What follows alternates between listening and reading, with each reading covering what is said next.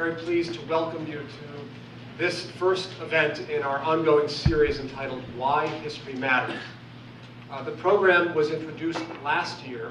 We had 3 events, one in each quarter, devoted to a variety of themes. And I encourage you to stay tuned for our upcoming events in winter and spring, about which you'll be hearing in a matter of weeks. But I'd like to make a couple of brief remarks about our Why History Matters program, and why indeed it matters so much to us. The underlying rationale of our Why History Matters program is to bring historians and history into public debate, into public discourse, with the goal of creating an informed and engaged citizenry. History, in this regard, is not a luxury that we can easily afford to do without, but rather a necessity, a key to civic engagement, and by extension, to the well-being of society. Hence, our efforts to bring history, historians, and historical knowledge into dialogue with leading issues of contemporary relevance, and indeed with leading public thinkers and officials. We do so, we effect this dialogue between the past and present because we take very seriously our responsibility and sense of mission as part of a great public university. Indeed, our goal here at UCLA is both to teach our students and to inform our citizenry. And that's exactly what we hope to do today in our panel's discussion, devoted to the theme of presidential power. I remember being struck this summer by the controversy over whether and how the United States should intervene in Libya. What was especially striking to me was that one of the president's key advisors, State Department legal counsel Harold Koh, had previously built a considerable reputation in insisting on congressional authorization of American engagement in hostilities. But now, Professor Koh, who previously served as dean of the Yale Law School, argued that President Obama did not need congressional authorization to intervene in Libya. Well, it's surely the case that there are many complicated factors involved in the decision to intervene in Libya that we don't have time to rehearse here. And it's also the case that war powers authority, the legal experts will quickly point out to us, war powers authority is not the same as executive privilege, as we will come to understand it. But the case of Professor Koh and the Libyan affair does remind us that rare is the president, at least in recent memory, who has held to a restrictive view of his power vis-a-vis Congress and the courts. Far more common are presidents who hold to rather sweeping and expansive views of their own power and privilege. Why is that so? Has that always been the case? And what are the consequences? These are some of the key questions that will animate our conversation today with our sterling panel, which will be introduced in a minute. Before concluding, I just want to thank all of those who have helped, beginning first of all with you. We survive and flourish at UCLA because of you, our community partners.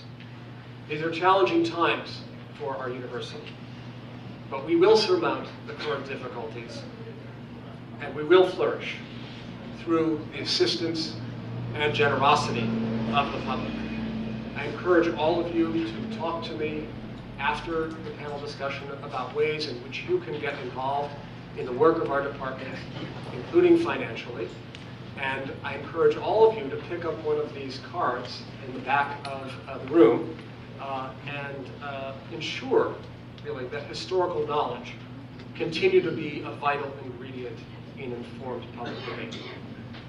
And finally, I want to thank all those who made this afternoon possible in a more technical sense, beginning with my friends and colleagues from the Social Science Development Office, who attended to every last detail about the logistics of this event.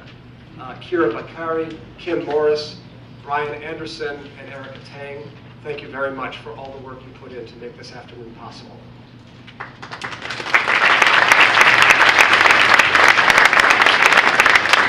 I would like to thank my colleague who's circulating in the back, Ellen Du Bois, who has been a constant companion and guide in shaping our Why History Matters programs. Thank you, Ellen. And third, our newest partner in the Why History Matters endeavor, the UCLA Law School and its wonderful new dean, Rachel Moran. Thank you very much. We are honored and pleased that the law school has joined with us in this important educational initiative.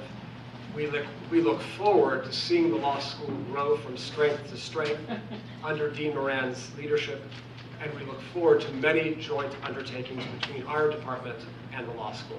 And now it is my pleasure to invite Dean Moran to offer some opening words.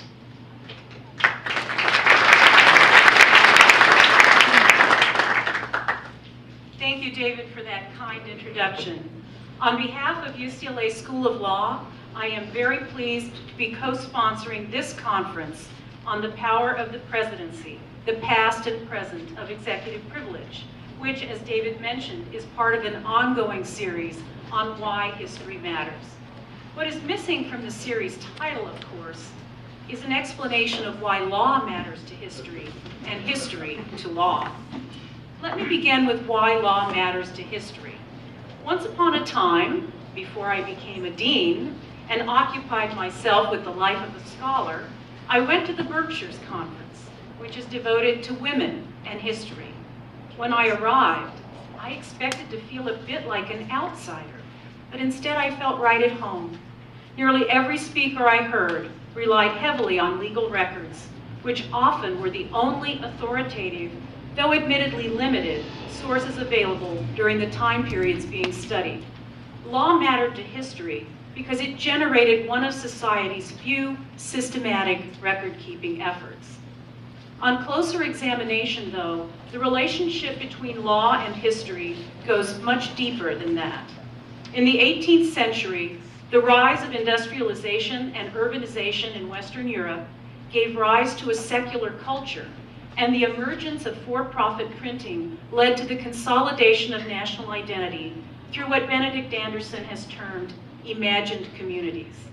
With these shifts, history emerged from the shadows of cosmology and myth-making to become the chronicler of the nation-state stories.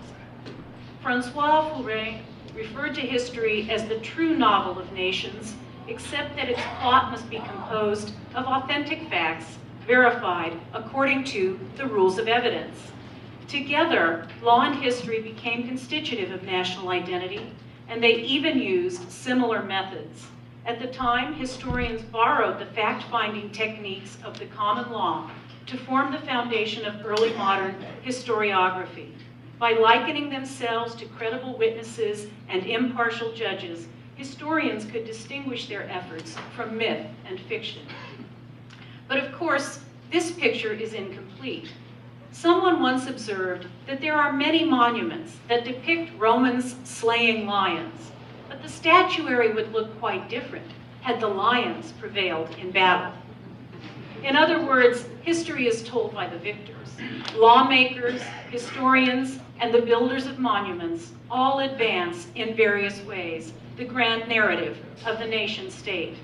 So, history matters to law too, by validating the very existence of the nation state. Law has been appropriately deferential.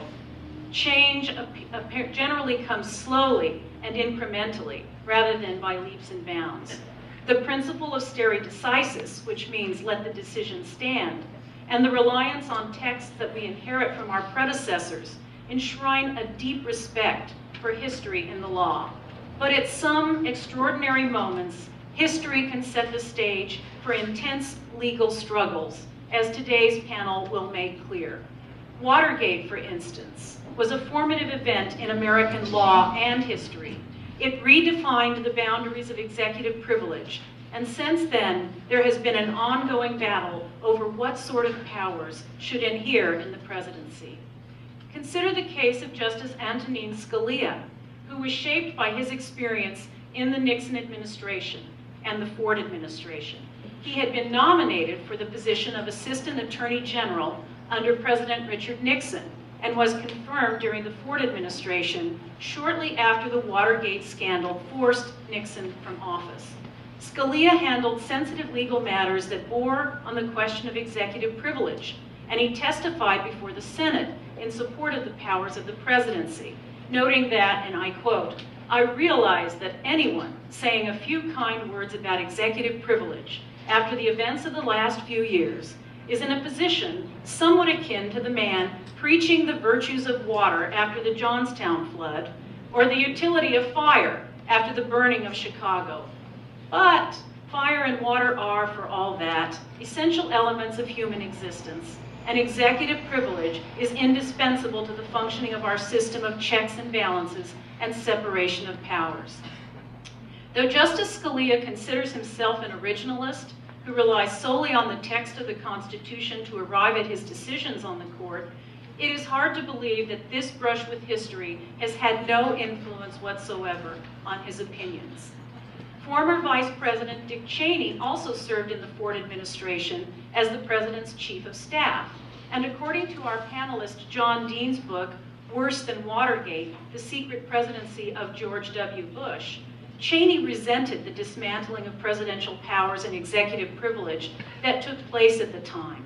Dean contends that Cheney used his term of service in the Bush administration to reinstate these powers and privileges and to weaken congressional oversight and control.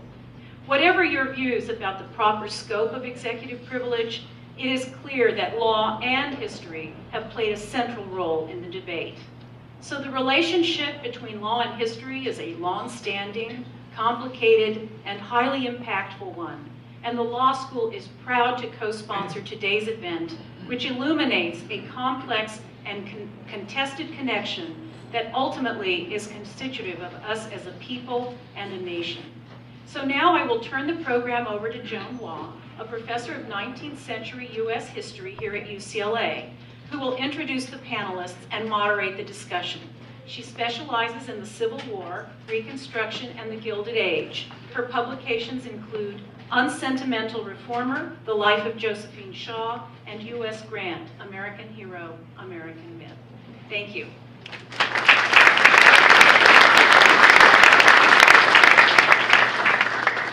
Good afternoon, everybody. Now we can begin this exciting panel. I just want to preview for you how it's going to go. I'm going to introduce the 4 speakers, and then afterwards we'll have a question and answer session, as you were told, and that I will moderate. The question that the speakers will answer is discuss the relative importance of constitutional and national security factors in the development of the exercise of executive privilege over time. So let me begin by introducing the speakers. I'm going to do it last to first, and then we can begin the panel. John Michaels is an acting professor of law at the UCLA School of Law. He is an expert in national security law. A distinguished and prize-winning legal scholar, he has published numerous articles, including All the President's Spies, Private and Public Intelligence Gathering in the War on Terrorism. He will discuss the connections between executive privilege and the unitary executive. Timothy Naftuli is the just retired, in fact, I think it's today, founding director of the Richard Nixon Presidential Library and Museum. He has also held positions at several universities, including the prestigious Miller Center of Public Affairs at the University of Virginia.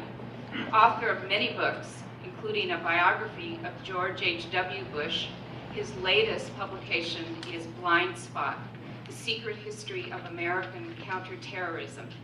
This afternoon, he will be speaking on the use of executive privilege to protect reputation and avoid legal jeopardy. Our next speaker is John Dean, who is lawyer and White House counsel to President Nixon. He published 2 books on his experiences in the White House, Blind Ambition and Lost Honor. Currently, Mr. Dean is a well-regarded author and commentator who has published many books on contemporary politics. One of his most recent has already been mentioned, and it's entitled Broken Government: How Republican Rule Destroyed the Legislative, Executive, and Judicial Branches. I'm sorry to hear that. He will address us today on the political nature of executive privilege. Our first speaker is UCLA Professor Emerita Joyce Appleby, who is a distinguished scholar, teacher, and author of many books, including Inheriting the Revolution, First Generation of Americans, a biography of Thomas Jefferson, and her latest, The Relentless Revolution, a history of capitalism. This afternoon, Professor Appleby's comments will focus on the separation of powers in the Constitution that created a struggle among congressional initiatives, judicial monitoring, and the executive power in the first 2 decades of our history. Joyce. The framing of the separation of powers in the Constitution, the famous separation of powers in the Constitution could be reframed as a struggle between congressional hectoring, judicial intrusiveness, and executive privilege. By that I mean that the Constitution gave each branch powers, but it has often required imaginative tactics for the strategy of maintaining those powers. Shaping the presidency during the Constitutional Convention was fraught with worries that were embedded in the experience of these quondam colonialists. They had a fear of executive power and prerogatives. According to James Madison's notes of the convention's debates, the usually talkative delegates fell silent when a motion was made to create a single national executive of one person. This was moved and seconded, and nobody said anything for a long, uncomfortable silence. It wasn't something they were ready to talk about. 2 months later, the delegates voted up an executive to be chosen by the national legislature for a term of 7 years, ineligible for re-election. It took another month for them to get the arrangement that we have. I'm bringing up the Constitutional Convention because I want to read 2 quotations from the debates that a new book reminded me of. The first one is from the aristocratic Gouverneur Morris, and he was arguing for an independent executive.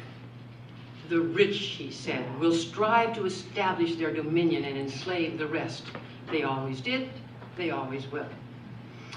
Rebutting this with Edmund Randolph, who stressed that the executive will have great opportunities of abusing his power, particularly in time of war, when the military force, and in some respects the public money, will be in his hands.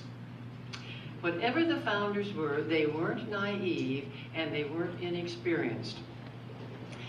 The classic text for understanding the separation of powers is, of course, the Federalist Paper, but it was written under the pseudonym of Publius. And they were partisan pieces. They were designed to promote the ratification of the Constitution. Compromises that caused Alexander Hamilton and James Madison to despair during the long summer in Philadelphia in 1787 were turned into optimal arrangements in the Federalist Papers. Still, we get a pretty good idea of their ideas, especially in Federalist number 51. After talking about the necessary independence of the executive, the judges, and the legislature, Publius specifies the mechanism for engaging them in the task of maintaining the independence of their office. The great security against a gradual concentration of the several powers in the same department, he writes, consists in giving to those who administer each department the necessary congressional means and personal interest to resist the encroachment of the others. Ambition must be made to counteract ambition. The interest of the man must be connected with the constitutional rights of the place. It's important that Publius didn't appeal to the wisdom or rectitude of the office holders to keep the branches separate, but rather to their ambition and interest. In the view of Publius, the concentration of power in one person was pretty much a sure formula for despotism. And in this way, they are reflecting their experience as colonists when they felt it was despotic for the king to have instituted new taxes and new regulations. So they were concerned about this issue, but they also saw the urgency of creating an effective federal government to combat the weaknesses of the Confederation, as well as the strengths of the state governments. It was a tricky diplomatic task to get state leaders to agree to a diminution in their scope of power. And this, of course, accounts for why the framers said that the Constitution would be ratified by conventions instead of sending the draft back to the state legislatures. This maneuver worked, and a new administration under the new Constitution was ready by March of 1789. At that time, the universal respect for George Washington, the strong Federalist majorities in the Senate and the House, and a newly appointed judiciary meant that you really didn't expect much discord in this administration, and there wasn't. Still, in 1796, President Washington did refuse to comply with a request from the House for documents relating to the negotiations of the Jay Treaty with England. The Senate alone plays a role in the ratification of treaties, Washington reasoned, and therefore the House had no legitimate claim to the material. Accordingly, Washington denied the request, the first example of the use of executive privilege. But developments outside of the cozy little ruling circle in Philadelphia set the stage for real confrontations over executive privilege, which I understand to involve the president's failing to comply with a request from the legislature or the judiciary. Political parties were not anticipated by the Founding Fathers. There had been none in the colonial era. When there were divisions, they were ad hoc, and the groupings changed when the issue changed. Partisan activities emerged at the end of Washington's administration, the first term, when the Secretary of State, Thomas Jefferson, realized that he could no longer combat or overcome the influence that Hamilton exercised over the president. Worried about the elitist drift of the Washington administration, Jefferson went outdoors, as they said, and to the public and sounded an alarm. In doing so, he gave the people a role they had never had before. Federalists thought they should vote and then defer to those that they had elected. But Jefferson wanted to engage ordinary men in political activities so that they would protect their rights. And soon there were political clubs debating issues in all the cities and towns in the United States. Partisanship changed the very conception of separation of powers. Madison and Hamilton had imagined the separation of persons and the office holders. But with partisan elections, you added divided government, since one party might control the legislature and another the judiciary, which was exactly the situation when Jefferson entered the presidency. The lame duck period in those days was longer. It lasted until well into the first week of March. But the outgoing president, John Adams, still didn't have enough time to fill the 16 circuit judgeships and deliver the 42 commissions for new justices of peace, which had been authorized by a lame duck judiciary act. So these, of course, were the midnight judges that you've heard about. When all of the commissions had not been delivered, the stage was set for real conflict. One might say that executive privilege triggered the famous Supreme Court case Marbury versus Madison. In the rush to fill all the judicial positions, including Justice of the Peace with Federalist appointees, Adams' Secretary of State, who happened to be John Marshall, did not deliver them all. Jefferson was furious about the whole midnight judge operation, so when he discovered that some of the commissions were still in the office, he told his acting Secretary of State, Levi Lincoln, not to send out the remaining ones, which led one of the frustrated appointees, William Marbury, to petition for a writ of mandamus to have his commission delivered to him. I fear that the members of this panel, and probably people in the audience, are cringing at the stretch of mind to include Jefferson's inaction as an act of executive privilege. Certainly a friend of mine on whom I tried out this idea cringed. But I risk ridicule to point out how partisan elections changed the whole business of separation of powers and hence executive privilege. The case went to the Supreme Court, where now Chief Justice John Marshall ruled that Jefferson's act was violative of a vested legal right. But Marshall had bigger fish to fry. He wanted to demonstrate the court's power to declare a congressional law unconstitutional, in this case, the Judiciary Act of 1789. And this meant that he took away the remedy of a writ of mandamus upon which Marlborough relied. Marlborough could have pursued his suit in state courts, but he didn't. 6 years later, the issue of executive privilege arose during the prosecution of former Vice President Aaron Burr for treason for his various machinations in the West. Burr asked the court to issue a subpoena requiring President Jefferson to turn over any documents or correspondence that he thought would exonerate himself. After hearing several days of argument, Justice Marshall issued an order commanding Jefferson to produce the letters. Marshall observed that the Sixth Amendment right to an accused to compulsory process contains no exception for the president, nor could such an exception be found in the law of evidence. In responding to the government's suggestion that disclosure of the letters would endanger public safety, Marshall concluded that, if true, this claim could furnish a reason for withholding it, but that the court, rather than the executive branch alone, was entitled to make the public safety determination after examining the letter. Jefferson complied with Marshall's order. However, he continued to deny the authority of the court to issue it, insisting that his compliance was voluntary. We had a reminder of this tactic when President Clinton negotiated terms under which he would appear before the independent counsel Kenneth Starr's grand jury. Rather than simply answering a subpoena directly and asking him to appear, he said that he would voluntarily set the terms. We might call this the price that pride pays to power. Executive privilege, I think, is inherent in our constitutional structure, which presumes a conflict of interest among its parts. It is a key feature of democracies which lack the various myths of mythic garb of wisdom and virtue that robe monarchies or autocrats. Madison's problem endures.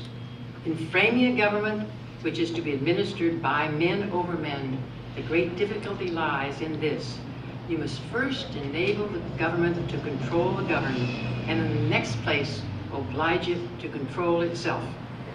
I'm looking forward to hearing my fellow panelists take us further into this thicket of executive privilege.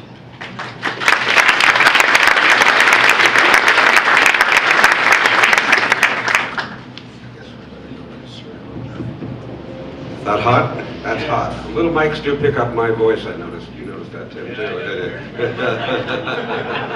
very fortunate you always spoke up, John.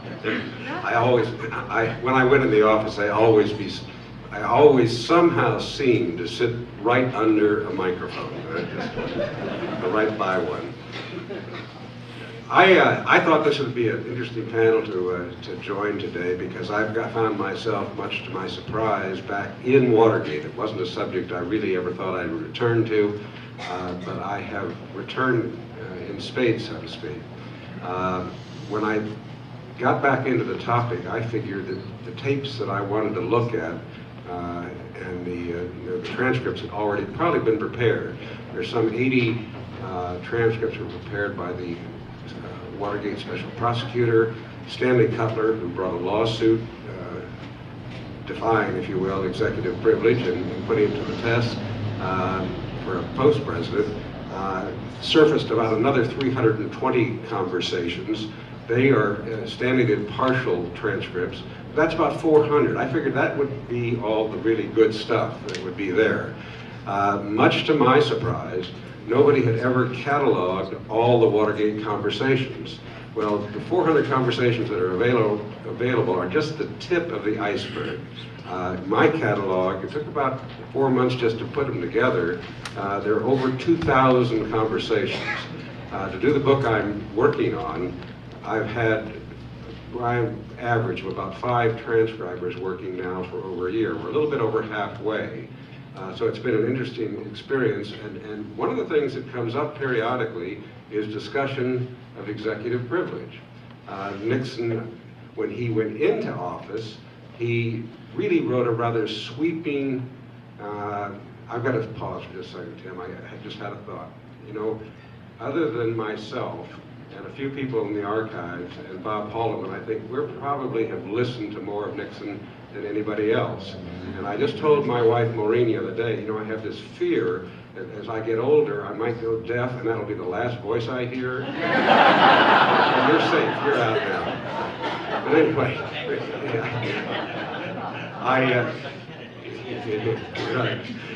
Anyway, in listening to Nixon on this subject, the taping system goes in early 1971. By then, he has already really pretty well laid out his position on executive privilege, and it's very sweeping, very open, very transparent, very accessible.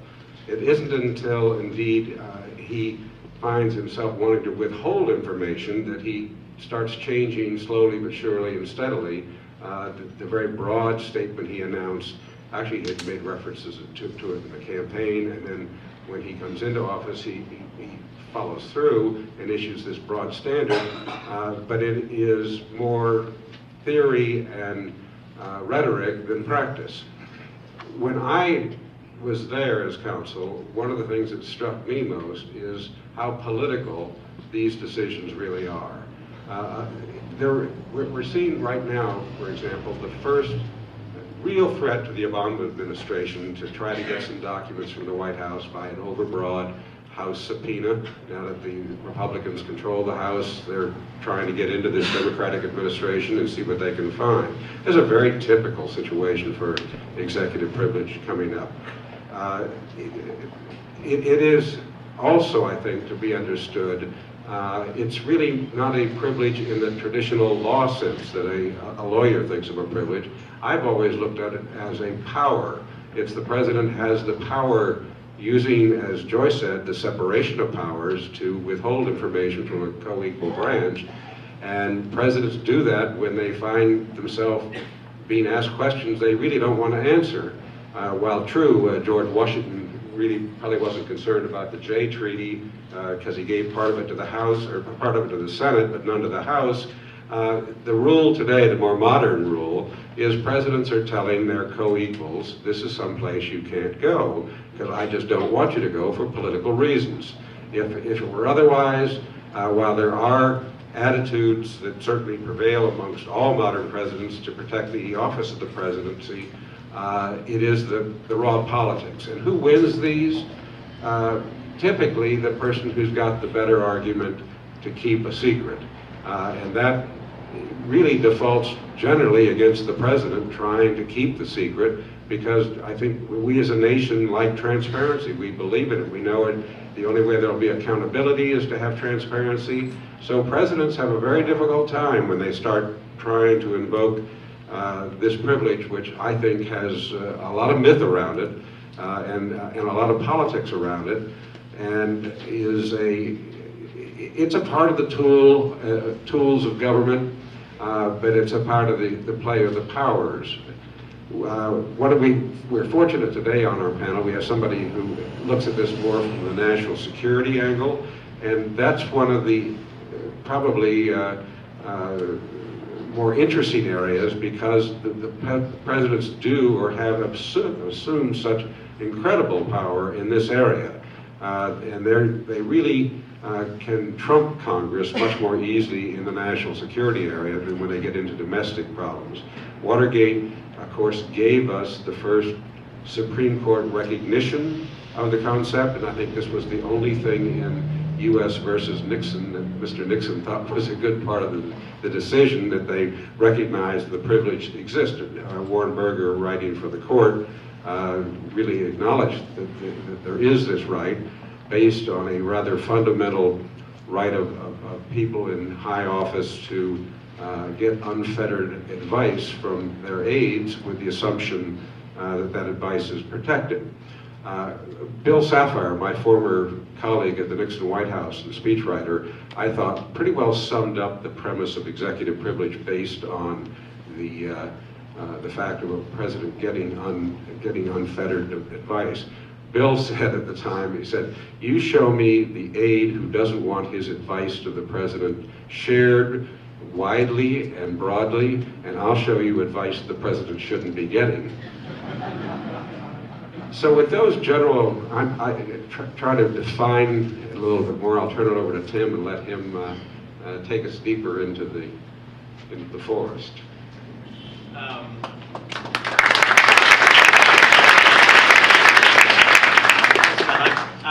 I want to start with a thought experiment.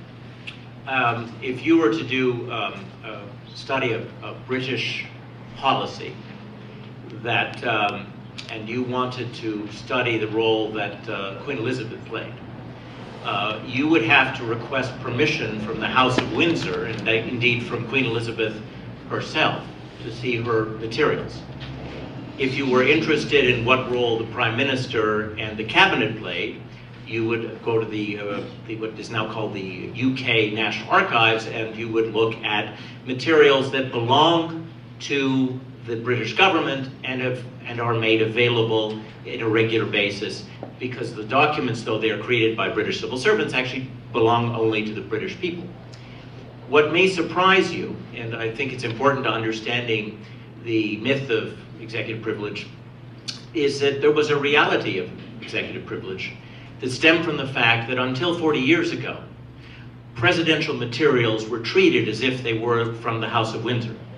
That in fact the American people did not have the right to that material without permission from the president or the president's family. That's going to change, and changed under Nixon, but to understand some of why Richard Nixon left us this phenomenal record of abuses of power and crime and policy success, you have to understand the mindset which he shared with all previous presidents. I want to give you a little bit of background. The president, of course, who set precedent for all of this was George Washington. At the end of his second term, George Washington asked two private secretaries to separate documents intended for his successor, John Adams, and then to send the rest to Mount Vernon, because they belonged to him as private papers. So these two first private secretaries were the first to try to figure out what papers produced by a presidency are necessary for the continuation of government, and which papers belong to the president. And that was how it all started. From George Washington on, presidents assumed they had the right to decide what belonged to them when they left office. Now, in the case of Abraham Lincoln, who obviously sadly didn't have the choice because he died in office, his papers were treated as if they were all his private property. They were given to one of his private secretaries, John Nicolay, so that John Nicolay could write an authorized biography of Abraham Lincoln. After Nicolay's death, they were given to John Hay, who was then Secretary of State in Theodore Roosevelt's administration, pointing out one of the sort of consistent characteristics of U.S. government, which is people stay in government a long time. John Hay dies holding, he had the papers at the time of his death. They went to Abraham Lincoln's son, Robert Todd Lincoln, who, gracious and happy that the United States government had built the Lincoln Memorial, said in 1923, he lived a long time, "I will deed these to the Library of Congress, but they cannot be opened until 21 years after my death," and he died in 1926, which meant that the Abraham Lincoln papers were not open to the American people until 1947, 82 years after he died. The first presidents to tape their conversations, there were 5 of them before Richard Nixon. When John Kennedy taped his conversations, he taped his conversations with the expectation that they belonged to him. He never assumed that the tapes would be made public. We do know from some very rudimentary materials in the Kennedy library that he and his brother Bobby had some of them transcribed, and I will argue in my next book that they were transcribed for the '64 campaign. He was going to leak the conversations about Cuba to make an argument about his ability to defend American interests. But they weren't going to reveal the fact that there were tapes.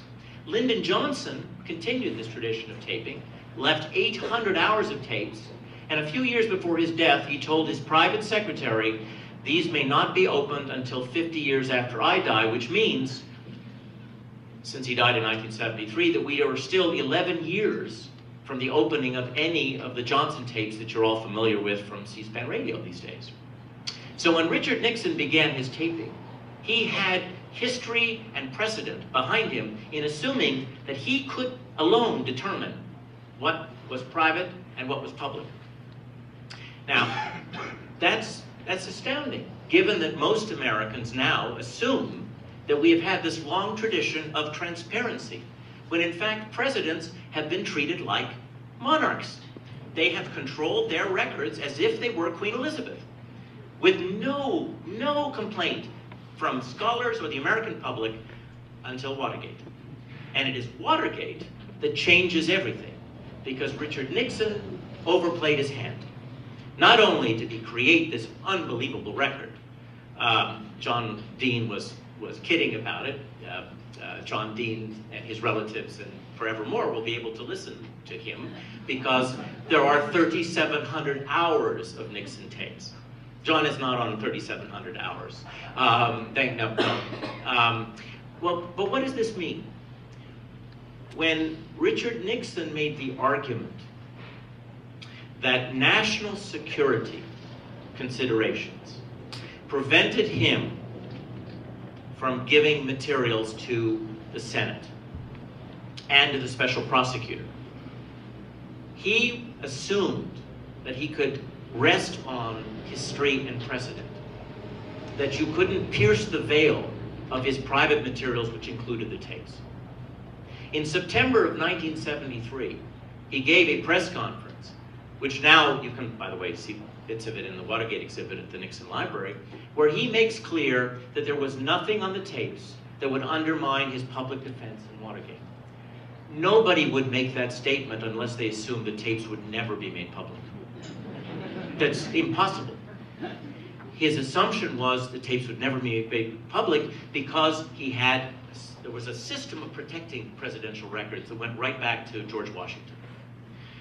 His mistake was not to recognize that the executive privilege was a largely untested concept with regard to criminal investigations. And indeed, if you go back to Teapot Dome, something you know a lot about, you'll know that there was an executive officer who was required to hand over materials in 1927 because of the issue of criminality. What Richard Nixon, one of his great mistakes, was to assume that the courts would be silent when the right of a defendant to a fair trial was at issue. Because after all, the tapes themselves were the best evidence of a conspiracy. And since the president had been named as an unindicted co-conspirator, the tapes were relevant in a criminal case. How could the defendants in the case, the Haldemans, the Strongs, the Ehrlichmans, how could they be tried fairly if the best record of what they actually said to their co-conspirator, President Nixon, was not permissible evidence in court? Impossible. And it was the Supreme Court that recognized that the president had exceeded the boundaries of an acceptable definition of executive privilege. What was the effect of this? Not only the release of tapes and, of course, the end of the administration, but I would say two very important results. One, the discrediting of the argument of national security to defend secrecy. And I would say there are times when national security is a valid reason to delay the release of materials for perhaps 30 years. Richard Nixon subverted that for his own political purposes. And that actually has had a long-term consequence, negative consequence. The other is a positive outcome. Congress seized Richard Nixon's papers. And for the first time, presidential papers were viewed as public property. The Presidential Recordings and Materials Preservation Act of 1974, signed by Gerald Ford, made it possible for the American people to control the tapes. That's why the tapes were in Washington, and that's why they couldn't be brought to Yorba Linda until the National Archives controlled the Nixon Library. That was a good thing. That set a precedent which was formalized in a law called the Presidential Records Act, which has governed all presidents, including and since Ronald Reagan, which means that presidential papers belong to you, us. There are, of course, executive orders which can limit access, and that's a problem. But the fact of the matter is, now our papers are treated no longer as the House of Windsor papers are treated, but as they should be in a republic, since we're not, the last I looked, a constitutional monarchy. They are treated the way the papers of the cabinet of Great Britain are treated. That is a very recent phenomenon that has an effect on limiting executive privilege, and for that we ought to thank Richard Nixon. Thank you.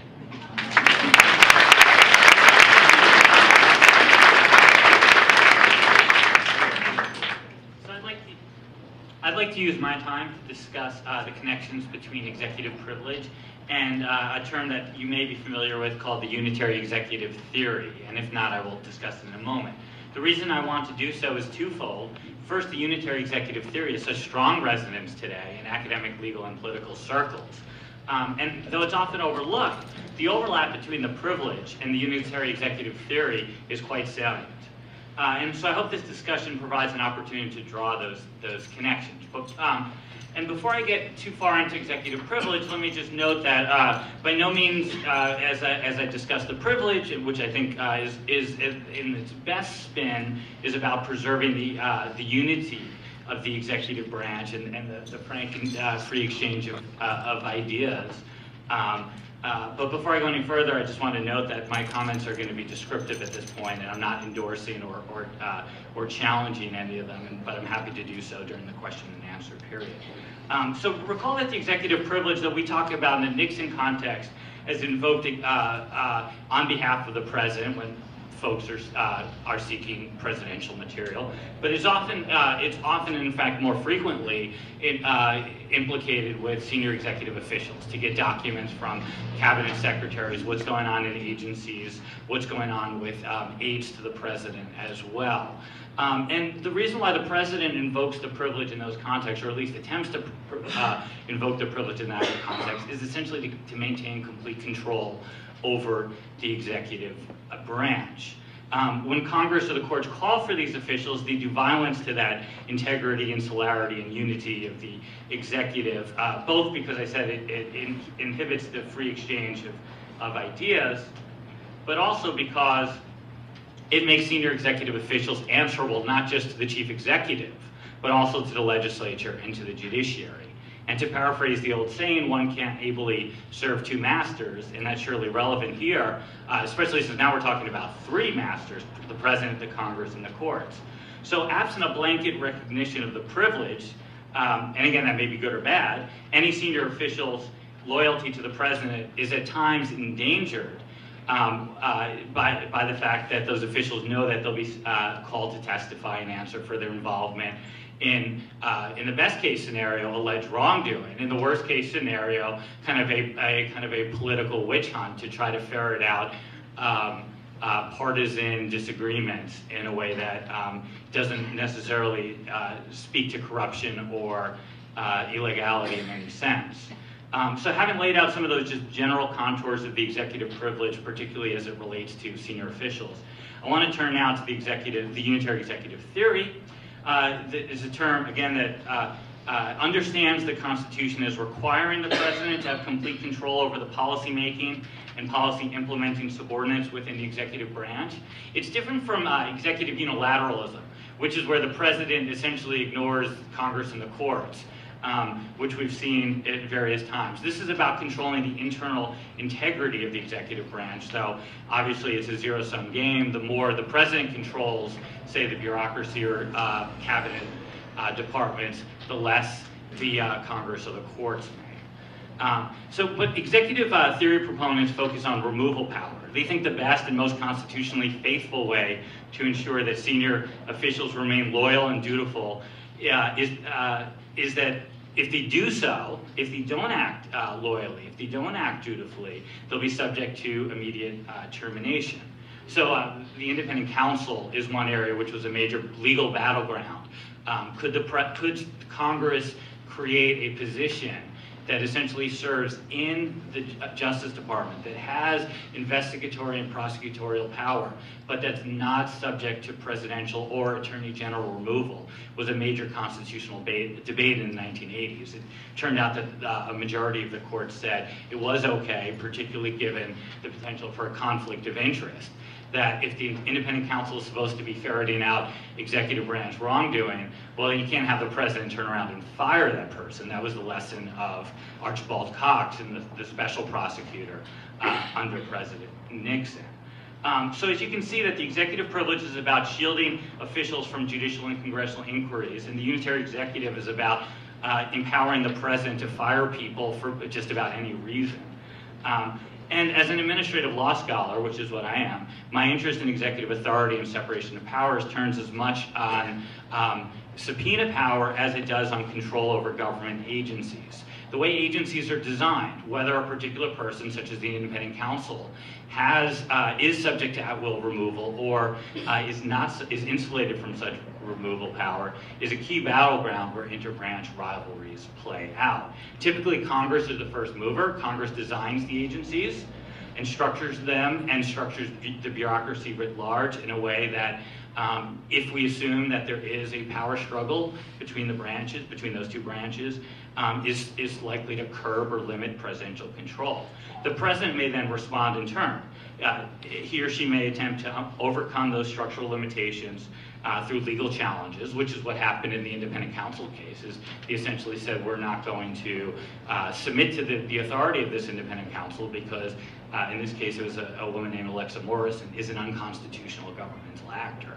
So you could do that by challenging such restrictions, you could do it by invoking in a legal capacity the executive privilege, or you could do so more de facto by trying to subvert the bureaucratic architecture itself, by shifting the locus of power away from those the president can't fully control and onto those that she and perhaps she alone can.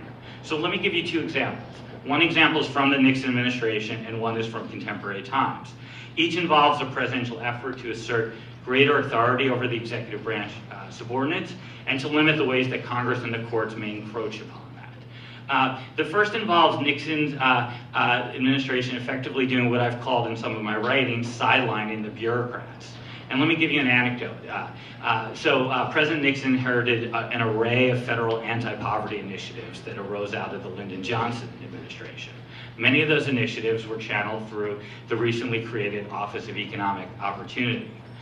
President Nixon quickly and lawfully replaced the political leadership, and in recognition of that government officials stay around for a long time, just so you know, the number one person in Nixon's Office of Economic Opportunity was Don Rumsfeld, and the number two was Dick Cheney. So what they did, essentially, they couldn't do that with the bureaucrats. Bureaucrats are protected. They're insulated from presidential removal power, and there's all good sorts of reasons for that. The civil service laws arose out of as a response to the spoils system. We didn't want politically motivated hiring, firing, promotions, etc. So Nixon, Rumsfeld, and Cheney were stuck with this group who, not surprisingly, were super liberal. They came out of the Great Society era. It was a brand new agency, so there could be no real holdovers from, say, the Eisenhower administration. And to put it bluntly, these bureaucrats distrusted the Nixon team and rejected its approach to economic empowerment issues. And bureaucrats, we might say, are just rank and file employees, but they're quite important in being able to carry out, or if they so choose, obstruct the political leadership's agenda. So not wanting the bureaucrats to distort this, the administration's preferred policy objectives, the administration essentially sidelined them.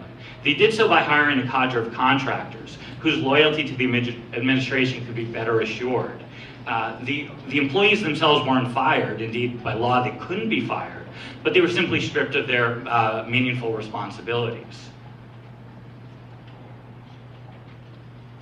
Contractors, in turn, were viewed as superior, not in the way that, particularly today, we think about government contractors, at least ostensibly being more efficient, more cost-effective. But they were viewed as superior because they could be more fully controlled. Unlike the bureaucrats, they could be fired. Unlike the bureaucrats, they could be vetted ex ante. They were tested to see before they were hired whether they shared the leadership's directives. And even if they didn't, even if they decided to deviate, say mid-course, their contracts were subject to periodic renewal, and so they had an economic incentive to stay on board in a way that bureaucrats don't have to, and indeed, by design, aren't necessarily supposed to. And if anything, this practice has gained considerable steam in the intervening decades. But I'd rather, when we talk about a contemporary moment, focus on a different but closely related phenomenon. You might have heard or seen reports of the so-called White House czars. These czars have sent political pundits into a frenzy, and it's often in hyperbolic language, either extolling or rejecting the practice, and prompted the folks like Senator John McCain to remark that President Obama now has more czars than the Romanovs ever did. It's important to note that Obama is hardly the first to employ czars, though he has done so with greater fanfare and with greater numbers than any of his predecessors. So for the most part, White House czars are pretty innocuous. They're mostly advisors. In many respects, they're no different from other types of senior aides to the president. Most of the ones that have been recently hired are focused on as liaisons between the president and the executive agencies. Now, we usually think that's the job of the cabinet secretaries. That's their design. That's why we have a cabinet. So they go to their agencies, they run the agency, and then they go to the president, they discuss pertinent matters. That's the design, if not constitutionally laid out, certainly by acts of Congress. And again, and if not by acts of Congress, by tradition and tacit acceptance that this had been the practice for the better part of our political history.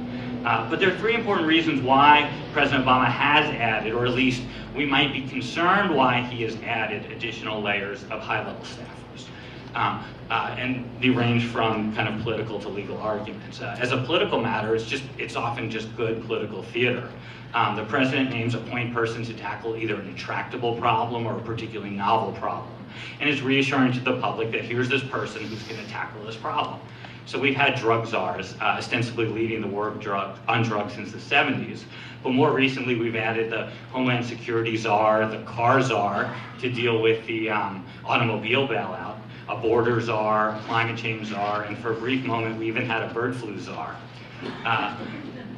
Fortunately, we don't have a bird flu czar anymore. But, the second reason is political gridlock. And this is especially pertinent today. The president simply can't get his people confirmed in the Senate. As you know, principal officers of the president have to be submitted before the Senate to be confirmed before they can take office. So thus he's had to leave offices vacant, or he's had to settle for temporary recess appointments, or appoint bland or weak personnel, essentially capitulating to the obstruction of the Senate to put forth his own preferred candidates. And when that happens, the president can use czars as they're the trusted but not necessarily confirmable leaders. They can be stashed on the White House payroll. They can help direct the agency or department from within the White House or from within the office of the executive, at least, because most czars don't require Senate confirmation. So using czars to supplement or subordinate the traditional agency structure limits the effects of congressional encroachments and allows the president to more closely perfect, as it were, the unitary executive. Lastly, and this connects back to executive privilege, czars enable the president to exploit legal status differentials. So here again, how czars are different from, say, cabinet officials. For better or worse, presidential aides typically enjoy a broader scope of executive privilege than cabinet officials. They routinely decline congressional invitations to testify, again on the grounds of executive privilege, and they're also more broadly exempt from a range of disclosures under the Freedom of Information Act. But in light of the increasingly substantive responsibilities that czars have, it's difficult to discern the reasons why the executive privilege should more fully immunize their communications than it does cabinet secretaries. Indeed, it begs the question, should these folks actually also be subject to Senate confirmation, given that they are acting in substantive capacities? But as long as this kind of distinction, as long as there's a gap in terms of how much control the Senate has, it's an opportunity for the president to exploit that gap and use essentially personal aides as opposed to cabinet officials, again, to more fully control the executive branch and limit Congress. So I want to stop here, but again, I'd be happy to speak more about some of the pure legal questions in the question and answer.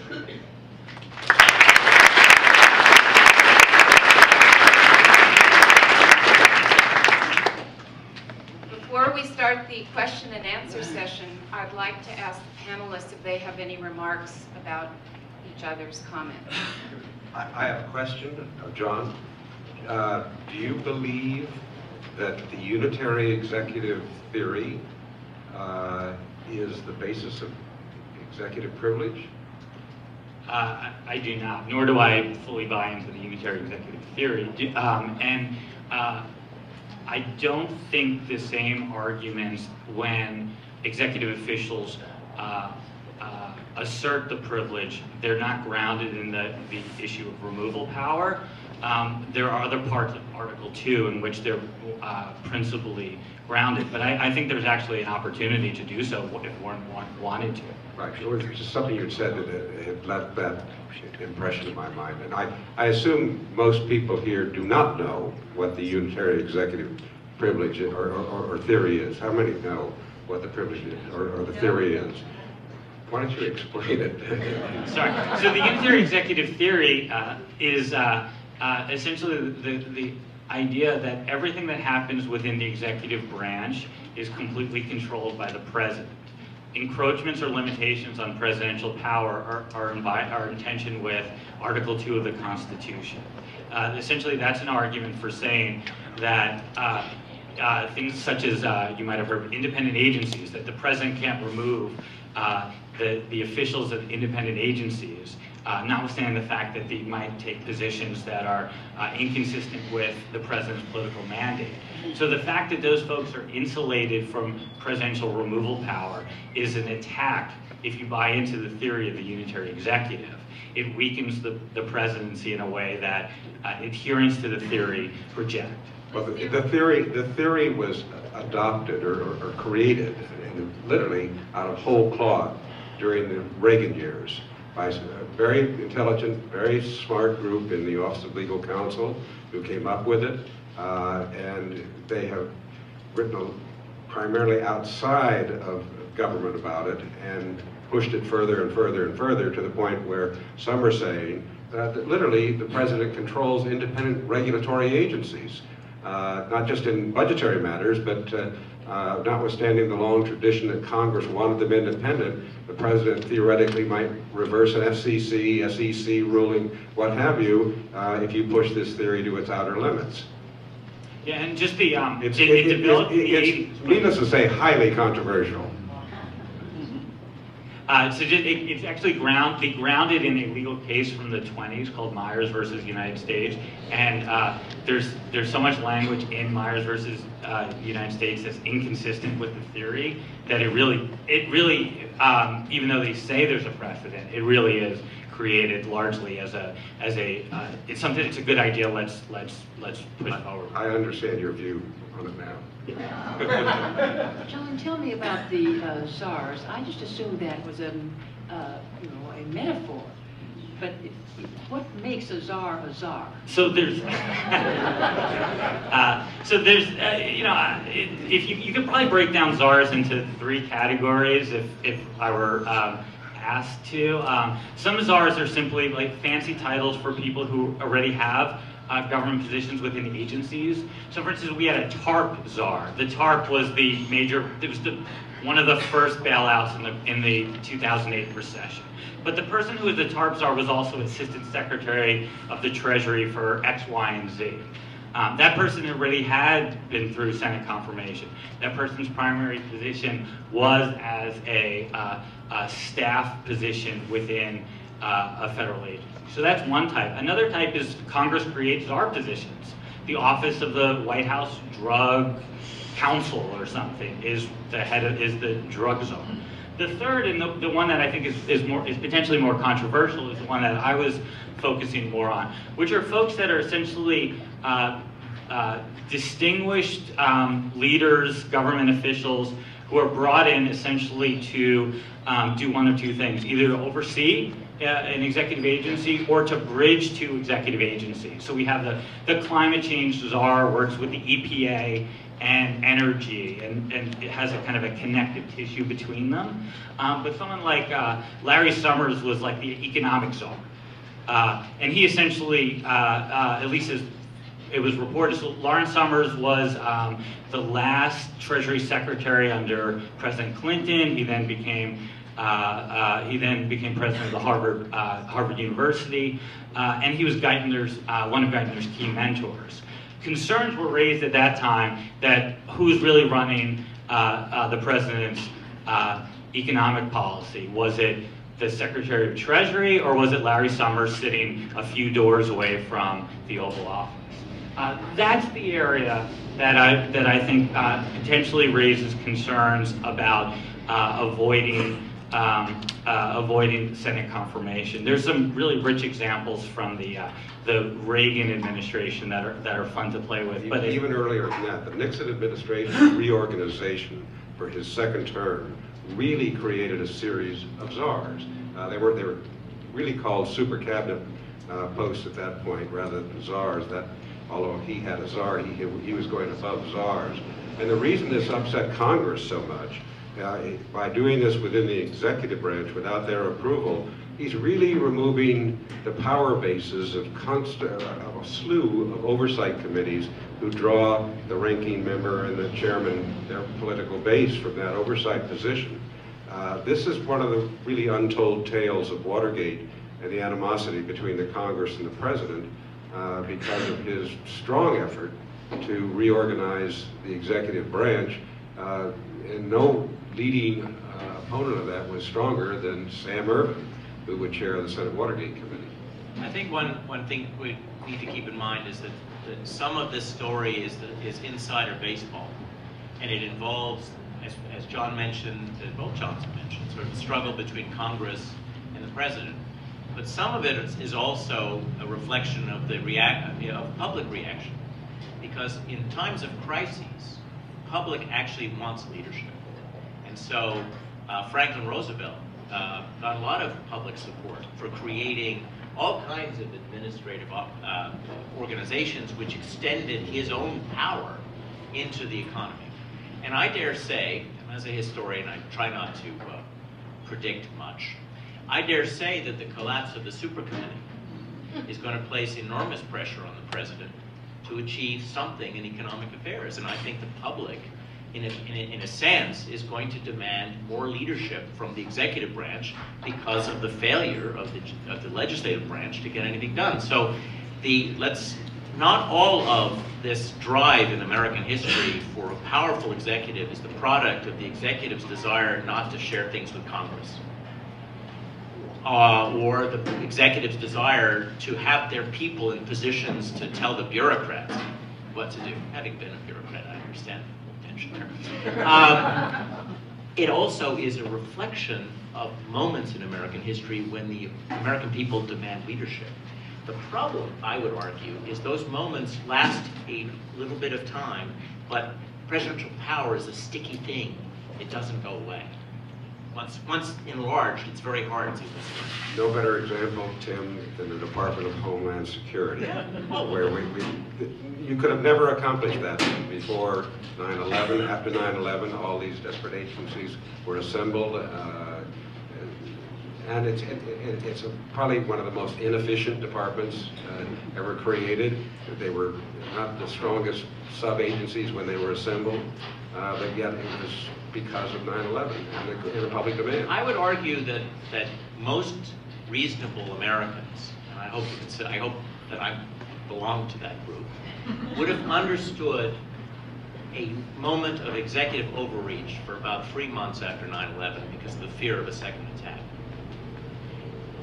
But the problem for the Bush administration was, first of all, there were people there who were defending this nonsense, this myth of the unitary executive, who didn't want to pull back power because they had wanted to get it in the first place. But there were others that didn't know how to pull back power, because pulling back power would have meant saying the war was over, and they had to define the war so broadly. How do you end it?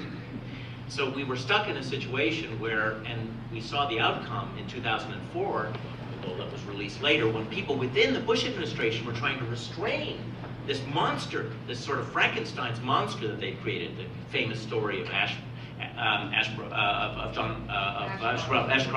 and Comer when in Ashcroft's hospital room, when Ashcroft did not want to sign an extension of the so-called the internal investigation plan. So my point simply is that historically, our government has a hard time restraining itself, very hard time, and particularly the White House. And it's not always, however, a result of the struggles between Congress and the presidency.